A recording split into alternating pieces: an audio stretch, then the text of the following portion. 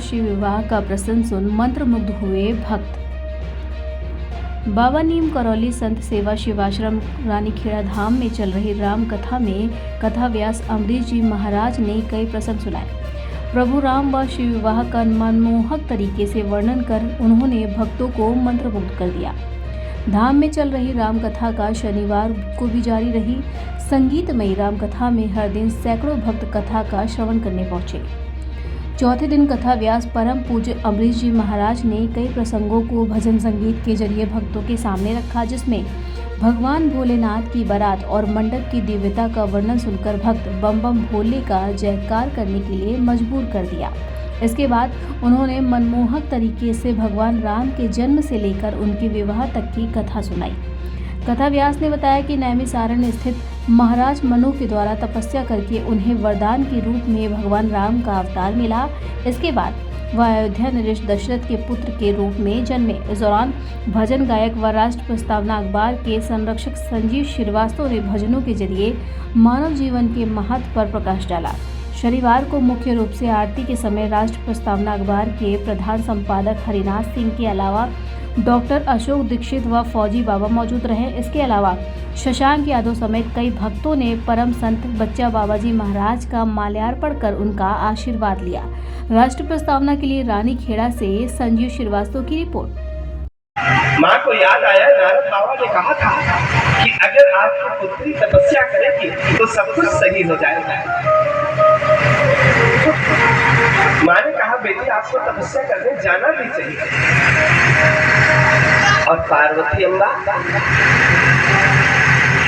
तपस्या के लिए चल पड़ी। बाबा ने कहा, ओरे धरे उमा प्राण पति चरना,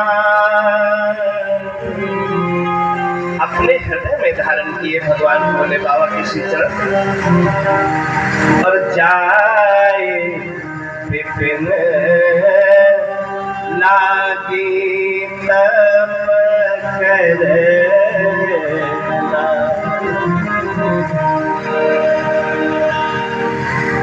वन में तपस्या करने लगी मां, और तपस्या भी कैसी। भोले बाबा कितनी कठिन तपस्या की परीक्षा ले रहे हैं मां की। गोस्वामी जी कहते हैं, अति सुकुमारे नतन तप जो, अति सुकुमारे तनु तप जोगो, अति सुकुमारे नतन तप जोगो, अति सुकुमारे तप जोगो, अति सुकुमारे तप जोगो, पद पद सुमेरे तजो सब भोगो, पद सुमेरे तजो सब भोगो, पद सुमेरे तजो सब भोगो। सुकुमार कहते हैं, बाबा अभी तपस्या के लायक नहीं है, लेकिन वो कठिन तपस्या एक बात जीवन में उतारिएगा। अगर जीवन में कुछ पाना है और उसके लिए अगर मेहनत नहीं है, मैं आपको सत्य बता रहा हूँ, वो मिल भी जाए अगर, तो उसकी कोई कीमत आपकी जिंदगी में होने वाली नहीं है। कोई भी वस्तु हो, अगर मेहनत से वो आई है तो उसकी कीमत आपकी जिंदगी में होगी। बिना तप के कोई चीज नहीं मिलनी चाहिए। ये रामचरितमानस आपको संदेश देते हैं। बाबा कहते हैं, कछु दिन भोजन वाले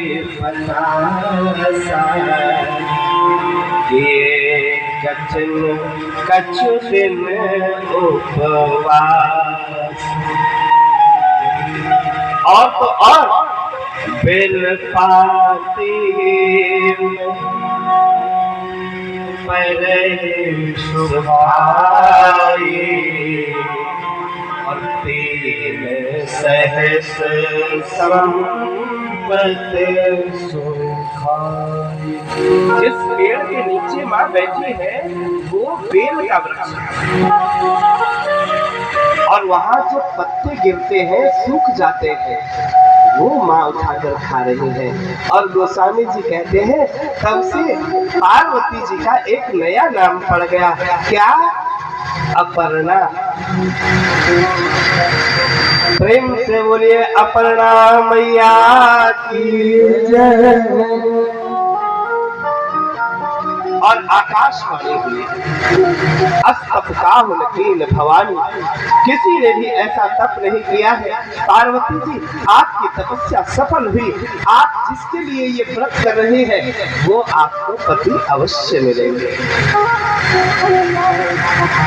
इधर कथा भोले बाबा कैलाश पर लेकर जा रहे हैं और कह रहे हैं कि जब से सती जी का देह त्याग हुआ है तब से बाबा क्या कर रहे हैं। अच्छा एक बात आपने देखी थी, बाबा का हमने आपको कल निवेदन किया, भोले बाबा की सहजावस्था क्या है?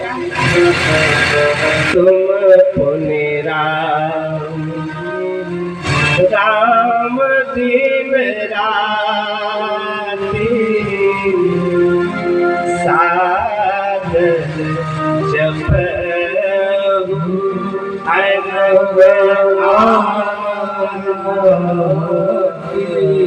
मैंने कहा सहजावस्था एक व्यक्ति की होती है, पता कैसे लगती? या तो वो बहुत दुखी हो या वो बहुत खुशी हो।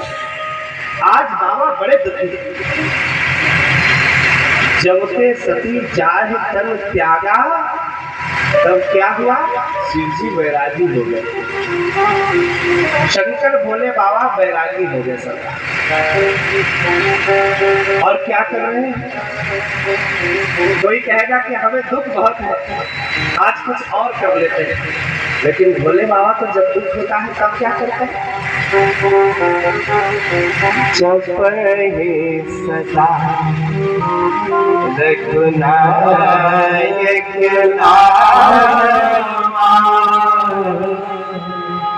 जहाँ सुने राम गुण केवल एक ही काम। बाबा प्रसन्न होते हैं तो भी भगवान राम का नाम लेते हैं और दुखी होते हैं तो भी। हम आपको भी जीवन में ये सीखना चाहिए, अगर दुख मिला है तो कहिए बाबा प्रभु आपने मेरे साथ बड़ी कृपा की है, छोटा सा ये दुख देकर हमारे बड़े संकट हर लिए हैं। अब सुख मिल जावे भैया ये हमें दूर करिए, हमें दूर करिए। और अगर सुख मिल जावे तो भगवान को धन्यवाद दीजिए, कहिए प्रभु आपकी कृपा से हमें सारे सुख मिले। लेकिन ऐसा संभव हमारे आपके जीवन में नहीं हो पाता है। हमारा आपका जीवन केवल भगवान पर निर्भर हो जावे तो फिर ये सुख और दुख की व्यवस्था समाप्त हो जाए। जानते हो सबसे बड़ा दुख का कारण क्या है?